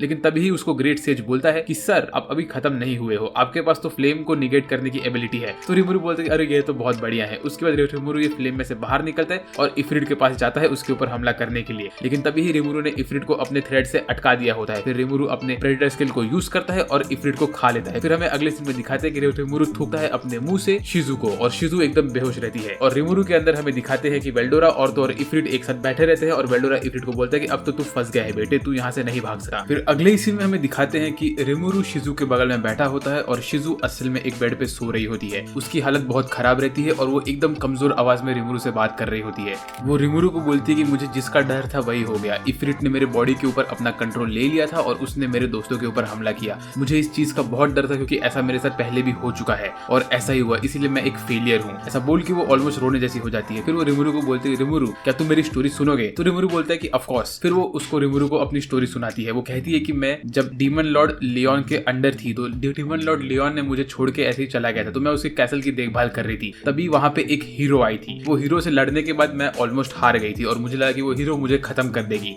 लेकिन वो हीरो ने ऐसा नहीं किया। उसने मुझसे दोस्ती की और उसने मुझसे पूछा कि मैं यहाँ पे क्या कर रही थी और मैंने उसको मेरी स्टोरी बताई। तो मेरी स्टोरी सुनने के बाद उसने मेरे साथ सिंपैथाइज किया और उसके बाद मैं रोने लगी उसके साथ और ऐसे ही वो हीरो मेरी बेस्ट फ्रेंड बन गई थी। मैं और वो हीरो हमेशा साथ में बहुत सारे मिशंस करते थे और हमेशा हम लोग साथ में रहते थे। तभी रिमुरु बोलता है कि अच्छा तो ये मास्क वो हीरो का ही है? तो वो बोलती है कि हाँ। फिर रिमुरु को लगता है कि शायद यही हीरो है जिसने वेल्डोरा को भी सील करके रखा था। उसके बाद वो कहती है कि वो हीरो के साथ रहने के बाद कुछ टाइम बाद वो हीरो वहां से चली गई। उसने मुझे ये मास्क दिया और कहा कि ये मास्क मुझे मेरे मैजिक पावर को सप्रेस करने में हेल्प करेगा और जब तक मैं ये मास्क पहन के रखूंगी तब तक इफ्रिट भी मेरे अंदर सप्रेस्ड रहेगा। तो इसका यही मतलब है कि जब वो मास्क हमने देखा था कि पहले जब क्रैक हो गया था उसके बाद ही इफ्रिट निकला था, तो यही मास्क की ताकत खत्म हो गई थी। वेल उसके बाद हमें ये बताती है कि हीरो के जाने के बाद शिजु ने बहुत मेहनत की और वो बहुत सारे उसने फीट्स कवर अप किए। उसने बहुत सारे मॉन्स्टर्स को हराया और उनका नाम ऊपर ऊपर लेके गई। फिर उसके बाद शिजु हमारे रिमुरु से पूछते कि आपका असली नाम क्या है? तो रिमुरु उसका असली नाम शिजु को बताता है और शिजु भी अपना असली नाम रिमुरु को बताती है। फिर शिजु रिमुरु से बोलती है कि ये सब करने के बाद मैं एक टीचर बन गई थी और टीचर बनने के बाद मेरे पास 5 अच्छे स्टूडेंट्स थे जिनको मैंने बहुत कुछ पढ़ाया है, सिखाया और वो अभी भी स्टूडेंट्स है,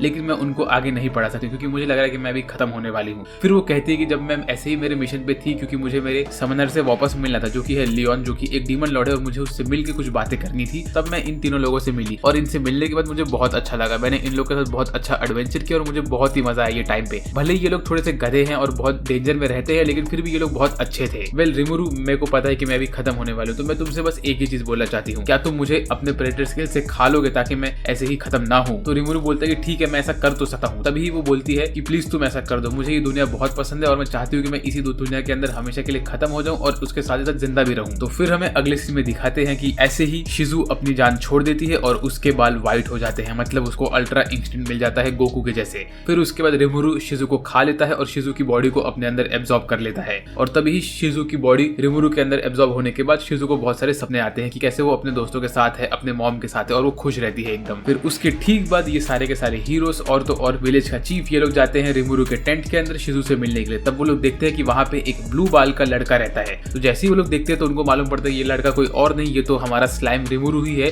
जिसने शिजु को एब्जॉर्ब कर लिया है। तब रिमुरु हमें बताता है कि शिजु को एब्जॉर्ब करने के बाद उसने उसकी बॉडी का रूप ले लिया है और अब शिजु खत्म हो चुकी है और वो अब इस दुनिया में नहीं है। तो ये सुनने के बाद हमारे हीरोज थोड़े उदास हो जाते हैं और रोने लगते हैं। फिर उसके बाद रिमुरु इन सबको बोलता है कि तुम लोग इतने उदास मत हो, शिजु ने मुझे बोला कि वो जब तुम्हारे साथ थी तो उसका जिंदगी सबसे खूबसूरत तभी ही था और तुम्हारे साथ के पल उनको बहुत पसंद आए थे, तो तुम लोग बिल्कुल भी उदास मत हो। तो ये लोग बोलते हैं कि आप थोड़े टाइम के लिए शिजु वाले बॉडी में कन्वर्ट हो सकते हो। तो जैसे ही रिमुरु शिजु वाले बॉडी में कन्वर्ट होता है तो ये लोग झुके शिजु को थैंक्स बोलते हैं और एरिन शिजु को पकड़ के रोने लगती है। उसके बाद रिमुरु इन लोग को नए नए आर्मर देता है और बोलता है कि तुम लोग ये सारे के सारे आर्मर लो और खुशी खुशी अपने मिशन पे निकलो। फिर उसके बाद ये लोग जैसे मिशन पे निकलने वाले होते तो ये लोग हमारे सारे के सारे ब्लैक स्मिथ से मिलते हैं और उनको थैंक यू बोल के अपने मिशन पे निकलते हैं। तभी हमें अगले सीन में दिखाते हैं कि रिमुरु शिजु के ग्रेव के पास बैठा होता है और बोलता है कि शिजु मैं तुम्हारी आखिरी इच्छा पूरी करूंगा और तुम्हारा जो क्रिएटर था समनर लियोन मैं उससे मिलके कुछ बातें करूंगा, तुम टेंशन मत लो। वेल अभी हमारी स्टोरी और ज्यादा एक्साइटिंग होने वाली है, ऐसा रिमुरु बोलता है। तभी हमें अगले सीन में दिखाते हैं कि एक और रेगिस्तान में चल रहा होता है। मुझे पता नहीं कि रेगिस्तान में क्यों चल रहा है, लेकिन ये एक लकड़ी पकड़ के रेगिस्तान में चल रहा होता है। तभी ये गिर जाता है और ऑलमोस्ट अपनी जान छोड़ने वाला होता है। तभी इसके सामने एक कौवे जैसी शक्ल वाला बंदा आता है जिसने एक कौवे वाला मास्क पहना होता है। वो इसको बोलता है कि मैं तुझे एक नाम दूंगा और उसके साथ साथ खाना दूंगा, चल। ऐसा बोल के ये इसको नाम देता है गेरिल्ट का और इसे थोड़ा खाना देता है। जैसे ये और ये खाना खाता रहता है तो ये बंदा बोलता है अब मैं तेरा मास्टर हूँ और मैं तुझे ये हुक्म देता हूँ कि तू आने वाले कुछ समय में जूरा के पूरे विलेज और पूरे के पूरे जंगल को डिस्ट्रॉय कर दे और उसको कॉन्कर करके रख ले। फिर अगले ही सीन में हमें दिखाते हैं कि रिमुरु अपने गांव में घूम रहा होता है और बोलता है कि मेरे सारे के सारे गांव वाले अच्छे से काम कर रहे हैं, वेल अभी मुझे कुछ इंपॉर्टेंट काम है। ऐसा बोल के वो अपने टेंट में घुसता है और ईवल तरह से लाफ करता है और उसके ये ईवल लाफिंग के बाद वो कन्वर्ट करता है खुद को के ह्यूमन फॉर्म में और फिर वो अपने ह्यूमन फॉर्म में आने के बाद अपने हाथ पांव को देखता है और बोलता है कि ये ह्यूमन फॉर्म से ज्यादा इफेक्टिव तो मेरा स्लाइम वाला फॉर्म है, उसमें मैं अच्छे से सुन सकता हूँ, अच्छे से देख सकता हूँ। वेल इसका ये रीजन हुआ कि ह्यूमन बॉडी इतनी केपेबल है ही नहीं इन सब चीजों के लिए। वेल फिर इसके बाद वो अपने ग्रेट सेज से पूछता है कि सेज जैसे ही मैंने इफ्रिट को कंज्यूम किया था तो उसको खाने के बाद क्या मुझे उसकी एबिलिटी मिलेगी जहाँ पे मैं मेरे खुद के कॉपीज बना सकता हूँ? तो इसका सेज बोलता है कि हाँ डेफिनेटली। तभी ये खुद का एक और कॉपी बनाता है और बोलता है ओ भाई मैं तो बड़ा ही क्यूट हूँ यार और मैं एकदम शिजू के जैसे दिख रहा हूँ, तो जरा देखूं तो मेरे पास और क्या क्या चीजें हैं। तो ऐसा बोल के वो इस बॉडी को और ज्यादा एग्जामिन करता है। फिर ये करने के बाद वो इस बॉडी को जैसे ही खत्म करता है तो उसमें से ब्लैक कलर का स्मोक निकलता है। तो वो सेज से पूछता है कि सेज ये ब्लैक स्मोक क्या है? तो सेज उसको बोलता है कि तुम्हारी जो बॉडी है वो असल में बहुत छोटी है, लेकिन जैसे ही तुम कुछ बॉडी को अपने मेन साइज से बड़ा या छोटा करते हो तो वो ब्लैक स्मोक के थ्रू कन्वर्ट होता है। तो ये सुन के वो अपना अडल्ट वर्जन क्रिएट करता है मेल वाला। वो देख के बोलता है ओ भाई मैं तो बहुत हैंडसम हूँ। फिर उसके बाद अडल्ट वर्जन क्रिएट करता है फीमेल वाला और वो देख के बोलता है अरे भाई मुझे ये नहीं करना चाहिए क्योंकि मेरे को एक तरह से इसको देख के इस लड़की से प्यार हो रहा है, लेकिन ये तो मैं खुद ही हूँ। फिर उसके बाद रिमुरु उसके चीफ को बोलता है कि चीफ अभी मैं ये बोल रहा हूँ कि आप मेरे लिए एक बहुत बड़ा सा फीस्ट रखो क्योंकि मैं अभी फाइनली खाना खा सकता हूँ, क्योंकि मेरे पास ये ह्यूमन बॉडी आ गई है तो मेरे पास टेस्ट बर्ड्स है, तो ऐसे ही मैं हर चीज को खा के टेस्ट कर सकता हूँ। फिर उसके बाद रिमुरु जाता है उसके पूरे हंटिंग वाले ग्रुप के पास और उनको बोलता है कि आज तुम लोग को बहुत अच्छा हंटिंग करना है क्योंकि आज मैं खुद खाना खाने वाला हूँ। ये सुन के सारे हंटर्स खुश हो जाते हैं और बोलते हैं कि सर आपके लिए हम बहुत अच्छा हंटिंग करेंगे। तभी ही गोप्ता रिमुरु के पास जाता है और बोलता है कि अब जबकि आप खाना खा सकते हो तो आपकी बॉडी थोड़ी और डेवलप होनी चाहिए और थोड़ी सेक्सी हो जानी चाहिए। ये सुन के रिमुरु गोप्ता को एक लात मारता है और वहां से निकल लेता है, लेकिन निकलने के पहले वो बोलता है कि रंगा तुम इन लोग का ध्यान देना इनके हंटिंग सेशन में। फिर रिमुरु जाता है उसी केव की तरफ जहाँ पे वो ड्रैगन से मिला होता है। ये केव में जाने के बाद वो हर एक चीज को देख रहा होता है और वो ऐसे ही नई नई मैजिक एबिलिटी यूज करता रहता है जो कि उसको मिली होती है शिजू के बॉडी से। यहाँ पे वो ब्लैक फ्लेम का यूज करता है। तभी उसको एक मैसेज मिलता है कि रंगा उसको बुलाता है, बोलता है कि सर एक इमरजेंसी है। तो ये सुन के वो भाग के जाता है इमरजेंसी को देखने के लिए। तभी हमें मालूम पड़ता है कि इनके हंटिंग ग्रुप के ऊपर हमला किया होता है 6 ओगर्स ने और ये ओगर्स धड़ाधड़ इनको घायल करते रहते हैं। ये लोग तो गोप्ता को भी घायल कर देते हैं। तो रिमुरु जैसे ही यहाँ पहुंचता तो यहाँ पे पहुंचने के बाद अपने सारे के सारे कॉमरेड्स के ऊपर पोशन फेंकता है और बोलता है कि तुम लोग यहाँ से निकलो, इसको मैं संभालता हूँ। ये बोल के ये इन 6 के 6 ओगर्स को बोलता है कि क्यों ना हम लोग लड़ने की जगह बात करें, तुम लोग को थोड़ी मिसअंडरस्टैंडिंग हुई है। तभी इनमें से रेड वाला ओगर बोलता है कि नहीं मुझे कोई मिसअंडरस्टैंडिंग नहीं हुई, तुम एक मार्जिन हो क्योंकि तुमने वो मास्क पहन के रखा है और तुमने ही उस ओर को ये पावर दी थी कि वो हमारे पूरे विलेज को डिस्ट्रॉय कर रहा है, तो मैं तुम्हें नहीं छोड़ने वाला हूँ। फिर ऐसा बोल के ये लोग रिमुरु के ऊपर हमला करना शुरू करते हैं। लाल वाला ओगर भागता है अपने तलवार से मारता है रिमुरु को, लेकिन रिमुरु टेलीपोर्ट होके ये एकदम बड़े वाले ओगर के पीछे आता है और उसके ऊपर एक पॉइजनस स्पेल मार देता है और उसकी पूरी बॉडी पैरालाइज हो जाती है। उसके बाद ये पर्पल बाल वाली ओगर के ऊपर रिमुरु यूज करता है उसके स्टिकी थ्रेड और इसको बांध के जमीन पे गिरा देता है। फिर उसके बाद वो यूज करता है ये आर्मर वाला हाथ और इस हाथ से ये इस ओगर के ऊपर हमला करता है और इसका तलवार तोड़ देता है। ये सब देखने के बाद ये बुढ़ा वाला ओगर बोलता है कि इसके पास तो बहुत सारे बीस्ट की एबिलिटी है, तो ये सारी एबिलिटीज कैसे आई मैं ये सोच रहा हूँ। इसके पास स्पाइडर की एबिलिटी है, सैलेमेंडर की एबिलिटी है, स्कॉर्पियन की एबिलिटी और ऐसे सारे बीस्ट की एबिलिटी है। फिर इसके बाद ये व्हाइट वाला बुढ़ा और रेड वाला ओगर दोनों मिलकर रिमुरु के ऊपर अटैक करते हैं और इसी अटैक में ये बुढ़ा रिमुरु का हाथ काट देता है। तो रिमुरु का हाथ कटने के बाद इनको लगता है कि ये लोग जीत रहे हैं। मीनवाइल रंगा लड़ रहा होता है ये पिंक वाली ओगर से। तो रंगा भी बोलता है कि अरे मेरे मास्टर आपके साथ क्या हो गया, लेकिन तभी रिमुरु बोलता है कि तुम लोग टेंशन मत लो, ये सब मैं संभाल लूंगा। ऐसा बोल के रिमुरु अपना वो कटा हुआ हाथ वापस से जोड़ देता है। फिर उसके बाद ये रेड वाला ओगर रिमुरु के ऊपर एक फ्लेम अटैक करता है, लेकिन रिमुरु उसके बाहर निकलता है और बोलता है कि अगर तुम इतना ही सीरियस हो तो मुझे भी सीरियस होना पड़ेगा। ऐसा बोल के रिमुरु अपना मास्क हटाता है और मास्क हटाने के बाद वो उसकी एबिलिटीज को एक्टिवेट करता है। वो सबसे पहला अटैक करता है ब्लैक फ्लेम वाला, लेकिन वो अटैक इनके ऊपर छोड़ता नहीं है, वो आसमान में ही रखता है। ये देखती है वो पिंक वाली ओगर, वो देखने बोलती है कि ये बंदा इतना पावरफुल है तो ये हमें ऐसे ही खत्म कर सकता था, तो इसने वो ओक को क्यों भेजा, लगता है कि हमसे कुछ गलती हो रही है। फिर उसके बाद रिमुरु अपना ब्लैक थंडर यूज करता है और एक पत्थर तोड़ देता है। ये सब देखने के बाद ये रेड वाला ओगर समझ जाता है कि ये जीत नहीं सकता, तो वो बोलता है कि लेकिन मैं एक ओगर हूँ तो मैं हार नहीं मानूंगा, मैं तुमसे लड़ता रहूंगा मरते दम तक। तभी ये पिंक वाली ओगर यहाँ पे आती है और उनका फाइट रोक देती है, बोलती है कि अगर बड़े भाई ये बंदे के पास इतनी एबिलिटी कि 1 सेकंड में हमें खत्म कर सकता है तो इसने वो ओ को क्यों बोला ये सब काम करने के लिए, मुझे लगता है कि हम लोग ने गलत बंदे के ऊपर हमला किया है। तो ये सब सुनने के बाद रेड वाला ओगर रिमुरु से माफी मांगता है और बोलता है प्लीज हमें माफ कर दो। तो रिमुरु उनको माफ कर देता है और बोलता है कि चलो आज हमारे यहाँ एक फीस्ट है, तुम भी हमारे साथ आ जाओ और हम लोग यहाँ पे मस्त खाना खाएंगे। ऐसा बोल के वो लोग मस्त खाना खाने निकलते हैं रिमुरु के विलेज की तरफ। फिर हमें अगले सीन में दिखाते हैं कि सारे के सारे गॉब्लिन्स थोड़ा सा स्ट्रेस में रहते हैं। क्यों? क्योंकि वो लोग देखते रहते हैं रिमुरु को खाना खाते हुए,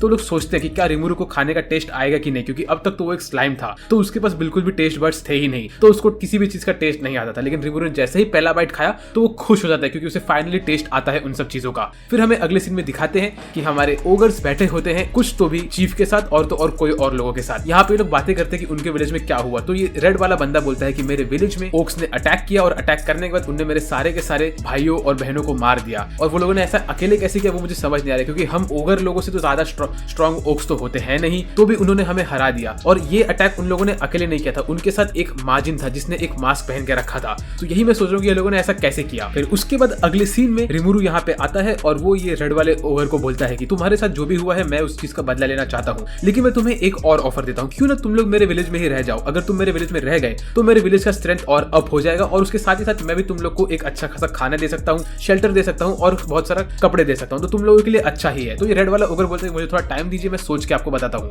फिर ये ऐसे ही जंगल में जाता है और अपने दूसरे दोस्त से बात करता है, बोलता है काश मैं थोड़ा और स्ट्रॉन्ग होता तो ये नौबत आती ही नहीं। फिर हमें दिखाते हैं कि अगले दिन ये रिमुरु के टेंट में जाता है और उसको बोलता है कि मैं आपका ऑफर ले रहा हूँ, लेकिन मेरा एक कंडीशन है, मैं ये ऑफर तब तक ही लूंगा जब तक हम लोग जाके वो ओक लोगों को नहीं हराते हैं और हमारे लैंड को वापस नहीं लेते हैं, तब तक हम आपके अंडर काम करने के लिए रेडी है। हम सारे के सारे ओगर्स आपको अपनी लॉयल्टी प्लेज करते हैं। तो रिमुरु बोलता है ठीक है मुझे ये चलेगा कंडीशन, चलो अब तुम जाके तुम्हारे सारे के सारे ओगर्स को बुला के यहाँ पे लेके आओ। फिर उसके बाद हमें दिखाते हैं कि रिमुरु इनको बोलता है कि वो इन लोग को सबको नाम देने वाला है। तो ये सुन के सारे के सारे ओगर खुश हो जाते हैं, लेकिन बोलते हैं क्या आप सही में हम लोग को नाम दोगे, क्योंकि आप अगर हम सबको नाम दोगे तो आपकी एनर्जी खत्म हो जाएगी। तो रिमुरु बोलता है कि इसका टेंशन तुम लोग मत लो। ऐसा बोल के रिमुरु उनको नाम देता है और बेहोश होकर गिर जाता है। फिर हमें अगले सीन में दिखाते हैं कि यहाँ पे सारे के सारे ओगर्स ट्रांसफॉर्म हो चुके होते हैं किजिन में, जो कि ओगर्स के ऊपर वाला लेवल होता है, और यहाँ पे हर एक को नया नया नाम मिल गया होता है। ये पर्पल बाल वाली का नाम होता है शियोन, जो कि रिमुरु से बहुत ज्यादा ही चिपकी हुई रहती है। ये प्रिंसेस का नाम होता है शुरा, और हमारे रेड वाले बंदे का नाम होता है बेनीमारू, और ये बंदा बहुत ही ज्यादा बैडएस दिखता है। और हमारे बुढ़ऊ का नाम होता है हाकुरो, और ये ब्लू बाल वाले बंदे का नाम होता है सोए, और ये भी बंदा बहुत बैडएस दिखता है। ऐसे ये पांचों के पांचों ओगर्स बहुत ही मस्त दिखते हैं। फिर रिमुरु पूछता है कि छठवां बंदा कहाँ पे है, और रिमुरु को लगता है कि जैसे कि पांचों के पांचों ओगर्स इतने अच्छे ट्रांसफॉर्म हो गए, वो छठवां बंदा तो बहुत खतरनाक दिखता होगा,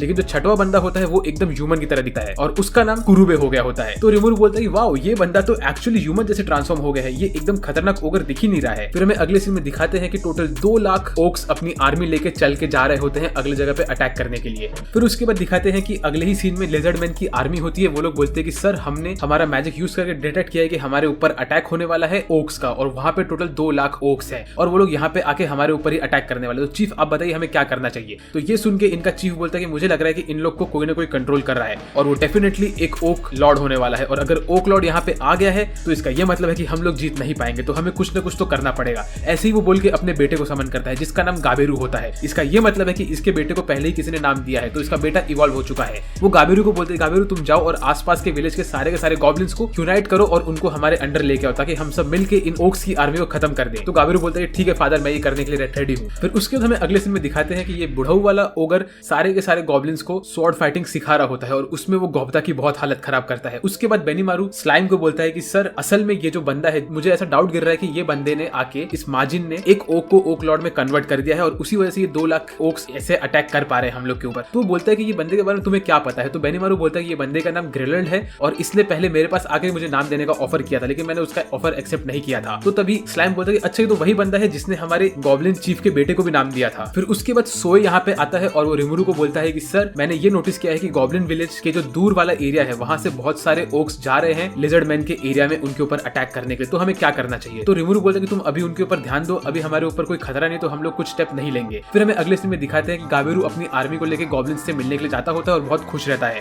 क्योंकि उसके दोस्तों ने उसको बोला होता है कि सर नेक्स्ट चीफ तो आप ही बनने वाले, क्योंकि आप बहुत ज्यादा ही केपेबल हो। फिर ऐसे ही कुछ दिन निकल जाते हैं और सारे के सारे किजिन इस विलेज में अभी बहुत कंफर्टेबल हो गए होते हैं। इसमें से जो प्रिंसेस शूना होती है वो इन लोग को सिल्क देती है और बोलती है कि अभी हम सिल्क के कपड़े बना सकते हैं। उसके बाद हमें दिखाते हैं कि शियोन रिमुरु के साथ बहुत ज्यादा ही क्लोज हो गई होती है और वो रिमुरु की सेक्रेटरी बन गई होती है। ये देख के शियोन और शूना इन दोनों के बीच में बहुत झगड़ा होता है और ये लोग बोलते हैं कि अभी से रिमुरु को मैं मेरे पास रखूंगी। तो हमारा रिमुरु तो लड़कियों के बीच में बहुत फेमस हो रहा है यार, इसकी तो क्या नसीब है, क्योंकि ये दोनों धपाधप खींचती रहती है रिमुरु को अपने पास लेने के लिए और रिमुरु इन दोनों के बीच में पिस रहा होता है बेचारा।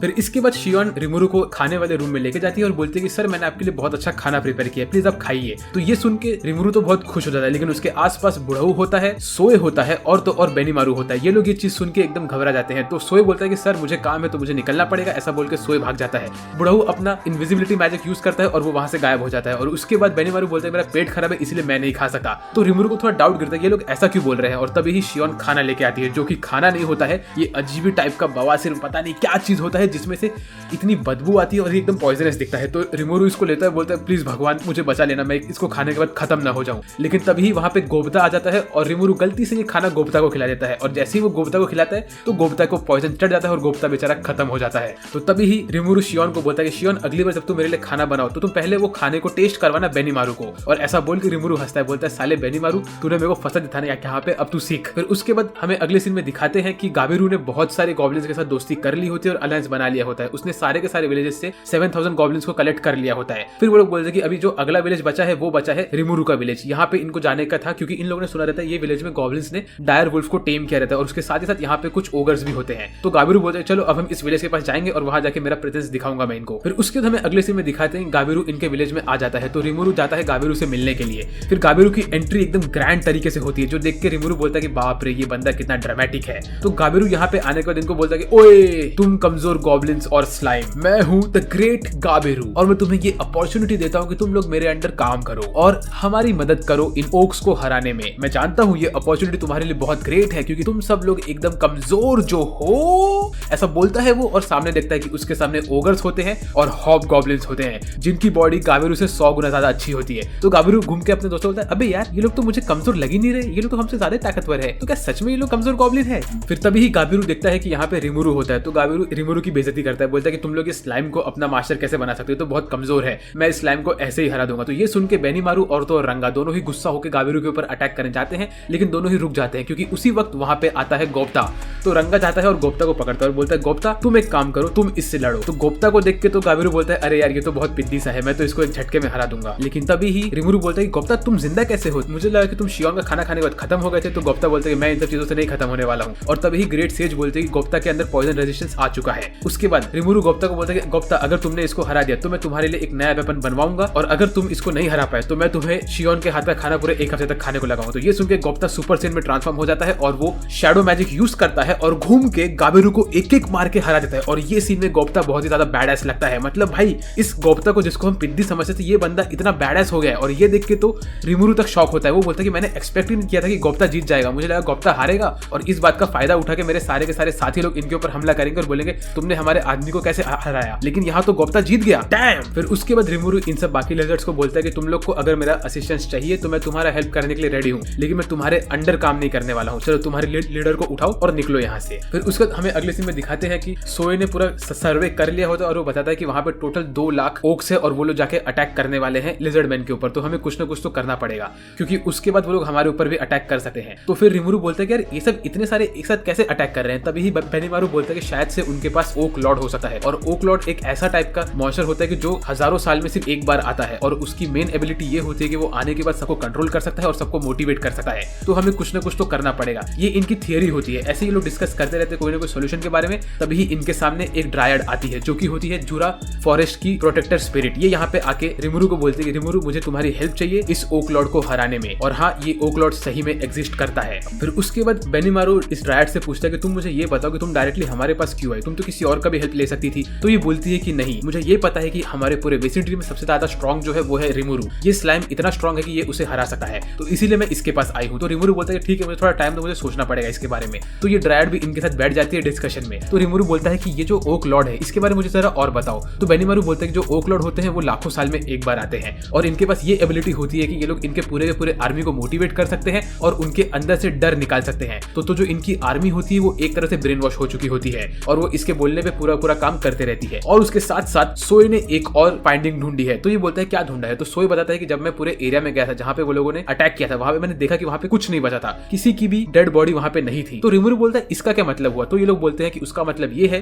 कि ओक्स ये कर रहे हैं कि जो भी मर जाता है वहां पे वो लोग उसकी बॉडी को खा लेते हैं, चाहे वो उनका खुद का टीममेट हो या उनका एनिमी हो। तो ये लोग उनको खाने के बाद उनकी एनर्जी खुद के अंदर एब्जॉर्ब करते हैं और ऐसे ही इनको मतलब भूख का कोई टेंशन है ही नहीं क्योंकि इनके पास जो एबिलिटी है उसका नाम है स्टारवेशन। ये उनको ओक लॉर्ड से मिला है। इसी वजह से वो लोग दूसरों को खा के खुद को पावर अप कर रहे हैं। तो उनका दूसरे विलेज पे अटैक करने का मेन रीजन यही है कि उनको और स्ट्रॉन्ग होना है, इसीलिए वो लोग हमको मारेंगे और हमको खाने की कोशिश करेंगे। तो रिमोरू बोलता है कि अच्छा अगर ये चीज है तो ये एक प्रॉब्लमेटिक चीज है, हमें इसको किसी न ना किसी तरह से तो खत्म करना ही पड़ेगा। तो ये ड्रायड रिमुरु को बोलती है सर प्लीज मुझे आपकी हेल्प की जरूरत है, तो आप क्या बोलते हो। तो रिमुरु इसका जवाब देने ही वाला होता है कि तभी शियोन बोलती है कि हाँ रिमुरु ये करेंगे। तो ऐसे ही रिमुरु भी बोलता है कि हाँ शियोन ने सही बोला है, मुझे ये चीज करना है और मैं इसमें आपका एलाय बनने के लिए रेडी हूँ। उसके बाद ये लोग और डिस्कस करते हैं कि इनको क्या करना चाहिए, क्योंकि 2 लाख ओक्स है तो इनको कुछ ना कुछ तो करना ही चाहिए। तभी रिमुरु बोलता है कि मुझे लिजर्ड मैन का हेल्प तो लगेगा, लेकिन मुझे वो गाबिरू बंदे से बात नहीं करना। तो फिर सोए बोलता है कि सर आप टेंशन मत लो, मैं डायरेक्टली उनके विलेज में जाता हूँ और उनके चीफ से डायरेक्टली बात करता हूँ। तो फिर रिमुरु बोलता है चलो ये बात तो अच्छा हो जाएगा, सोए तुम ऐसा कर लो। फिर उसके बाद हमें अगले सीन में दिखाते हैं कि गाबिरू फाइनली अपने नींद से उठ जाता है गोप्ता के साथ मार खाने के बाद। तो उसके लोग उसको बोलते हैं कि सर आप फाइनली उठ गए, हम बहुत खुश है। तो गाबिरू बोलता है कि तुम लोग ने एक चीज नोटिस किया, वहां पे जो वो स्लाइम था वो उनका असली लीडर नहीं था, उनका असली लीडर तो वो गॉब्लिन था जिसने मुझे मारा था। वो लोग तो सिर्फ ऐसे डिस्कशन कर रहे थे और छुपा रहे थे इस बात को। तो वो बोलते वाह सर आप तो बहुत इंटेलिजेंट हो, लेकिन सच बोले तो भाई गाबिरू बहुत बड़ा गधा है, वो विलेज के सबसे कमजोर गॉब्लिन से मार खाने के बाद उसको लीडर समझ रहा था। वेल तभी एक लोग ऐसे ही जश्न मना रहे होते कि वहां पे आता है लैपलास नाम का बंदा जो कि एक माजिन होता है। वो गाबिरू को बोलता है कि मुझे गैरेल्ट ने भेजा जिस बंदे ने तुम्हें तुम्हारा नाम दिया था, और उसने मुझे कहा है कि तुमसे ये कहूं कि जो ओक लॉर्ड है उसको हराना कोई छोटी मोटी बात नहीं है, लेकिन उसको तुम तभी हरा सकते हो जब तुम तुम्हारे विलेज में जाओ और तुम तुम्हारे फादर का थ्रोन उससे खींच लो। ऐसे ही गाबिरू को थोड़ी झूठी झूठी बातें बोलता है और उसको चढ़ाता है ऊपर। तो ये सब सुन के गाबिरू बोलता है कि हाँ मैं यही करने वाला हूँ। फिर हमें अगले सीन में दिखाते हैं कि ओक्स की आर्मी जा रही होती है लिजर्ड मैन के एरिया में उनके ऊपर अटैक करने के लिए, लेकिन तभी ही सोए लिजर्ड मैन के विलेज में पहुंच जाता है और वो इनके चीफ से बात करना स्टार्ट करता है। वो बोलता है कि आपके ऊपर कुछ दिनों में ओक्स का हमला होगा और उनको कंडक्ट कर रहा होगा एक ओक लॉर्ड। तो आपको पता है कि ओक लॉर्ड कितने खतरनाक होते हैं, उनको हराना कोई छोटी मोटी बात नहीं है। तो हमारे मास्टर ने बोला है कि वो आपके साथ एक अलायंस क्रिएट करना चाहते हैं और इस चीज को खत्म करना चाहते हैं। तो ये बोलता है कि मैं तुम्हारे मास्टर को कैसे मान लूं। तो वो बोलता है कि पहले मैं एक ओगर था और अब मैं एक किजिन में कन्वर्ट हो गया, जब से मुझे मेरे मास्टर ने मेरा नाम दिया है। तो तुम समझ जाओ कि मेरे मास्टर कितने ज्यादा स्ट्रॉन्ग है। तो वो बोलता है चलो ठीक है मैं तुम्हारी बात तो मान रहा हूँ, लेकिन इसी बीच में एक लिजर्ड मैन अटैक करने की कोशिश करता है सोए के ऊपर। तो सोए अपने थ्रेड्स को यूज करके दिखाता है कि देखो मैं इसे खत्म तो कर सकता हूँ लेकिन मैं नहीं कर रहा हूँ। तो फिर विलेज का चीफ बोलता है कि ठीक है मैं तुम्हारी बात मानता हूँ और तुम्हारे साथ अलायंस क्रिएट करता हूँ, लेकिन मुझे इसके पहले तुम्हारे लीडर से मिलना है। तो तभी सोए बोलता है कि ठीक है आज से 7 दिन में हमारे लीडर यहाँ पे आएंगे और आपसे मिलेंगे, लेकिन उसके पहले आपको मेरे को ये बोलना पड़ेगा कि आप बिल्कुल भी ये फाइट मत लेना और सिर्फ डिफेंड करना ताकि आप लोग हारो नहीं। तो फिर इनका चीफ सोए के जाने के बाद इन सबको एक मोटिवेशनल स्पीच देता है, बोलता है कि हमें बहुत अच्छा रीइंफोर्समेंट मिलने वाला है जिसकी वजह से हम लोग जीत सकते हैं ये बैटल, लेकिन आप लोग को बिल्कुल भी अटैक नहीं करना है एनिमी के ऊपर, सिर्फ डिफेंड करना है और अपने आप को बचा के रखना है। बस ये कुछ दिन की बात है और 7 दिन के बाद जब रीइंफोर्समेंट आएगी तो हम लोग ये बैटल जीत जाएंगे और हम लोग खुशी खुशी रहेंगे। ऐसे ही 4 दिन के बाद यहाँ पे कुछ ओक्स हमला करते हैं तो लिजर्डमैन उनको हरा तो देते हैं और बोलते हैं कि हमें और 3 दिन तक इनको रोक के रखना है। तभी गाबिरू यहाँ पे आता है और वो अपने फादर को बोलता है फादर ये आप क्या कर रहे हो, हम लोग तो लिजर्डमैन है, हम लोग तो प्राउड लोग हैं, तो हम लोग डिफेंसिव क्यों खेल रहे हैं, हम लोग को ऑफेंसिव खेलना चाहिए। फादर आप बहुत बुढ़े हो गए हो, आपको ये सीट छोड़ देनी चाहिए और अब ये सीट मैं लूंगा। ऐसा बोल के गाबिरू के 2-3 लोग आते हैं और वो इस चीफ को पकड़ के उसे बंदी बना देते हैं और उसके बाद गाबिरू ये सीट ले लेता है और बोलता है कि अब से हम लोग ऑफेंसिव खेलने वाले हैं, किसी को भी टेंशन लेने की जरूरत नहीं है, हम लोग इन सब ओक्स को खत्म कर देंगे, हमारे पास 7000 गॉब्लिन्स जो है। लेकिन तभी ही ये चीफ बोलता है कि गाबिरू तुम ये गलती मत करो, आज से 3 दिन के बाद हमें रीइंफोर्समेंट मिलने वाला है, हमें इन लोग को तब तक डिफेंसिव खेल के बचना पड़ेगा। तो गाबिरू बोलता है नहीं फादर आप जाइए यहाँ से। उसके बाद गाबिरू ये थ्रोन ले लेता है और उसके फादर का स्टाफ ले लेता है और उस स्टाफ एक्टिवेट होता है और उस स्टाफ से एनर्जी मिलता है गाबिरू को। तो गाबिरू बोलता है कि लगता है ये स्टाफ ने मेरे को नेक्स्ट किंग समझ लिया है। उसके बाद गाबिरू ऐसे ही 2-3 ओक्स को मारता है उसके एरिया में और बोलता है कि हम लोग तो जीत सकते हैं इन ओक्स से। लेकिन तभी वो देखता है कि बाकी के ओक्स वहां पे आते हैं और वो इस मरे हुए ओक को खाने लगते हैं। तो गाबिरू बोलते हैं ये क्या हो रहा है, ये देख के गाबिरू डर जाता है और इसके बाद यहाँ पे पूरे के 2 लाख ओक्स पहुंच जाते हैं और गाबिरू की आर्मी भी रहती है और अब यहाँ पे इनके बीच में एक बहुत बड़ी बैटल होगी। मीनवाइल हमारा स्लाइम भी अपनी आर्मी को लेकर यहाँ पे आ रहा है, तो यहाँ पे एक ऑल आउट वॉर होने वाला है जो अगर आपको देखना है तो आपको चैनल को सब्सक्राइब करना पड़ेगा क्योंकि मैं इसको कवर करूंगा नेक्स्ट वाले पार्ट में। मैंने इस पार्ट में ये एनिमे के पहले के 12 एपिसोड कवर कर लिए हैं और मैं नेक्स्ट 12 एपिसोड इसके नेक्स्ट पार्ट में कवर करने वाला हूं जो कि चैनल पे बहुत जल्दी आने वाला है। तो उसको मिस नहीं करने के लिए चैनल को सब्सक्राइब करो, वीडियो को लाइक करो और मुझे कमेंट कर बताओ कि आपको ये वाला वीडियो कैसा लगा। वेल आज के मेरे तरफ से बस इतना ही था। मेरा नाम है सास और बात करूंगा आपसे अगले वीडियो में, तब तक के लिए बाय बाय।